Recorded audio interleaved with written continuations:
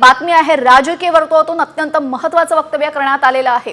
यावेळेस 50 वर्षांमध्ये पवारांची पहिल्यांदाच राजकीय हत्या। सदाभाऊ खोत यांची शरद पवारांवर टीका। राजकीय हत्या झाल्यानं पवार मार्कडवाडीत पोहोचले असल्याचं सदाभाऊ खोत म्हणाले असून फडणवीसांचं कौतुक करताना खोत पवारांवर घसरले।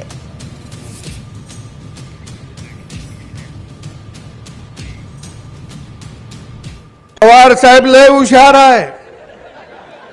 त्याच्या लक्षात आलंय की आपण हरायला का लागलो त्याच्या लक्षात आलं। आणि म्हणून पहिल्यांदा बारक्या गावात येऊन पवार साहेब बसलं। का बसलं?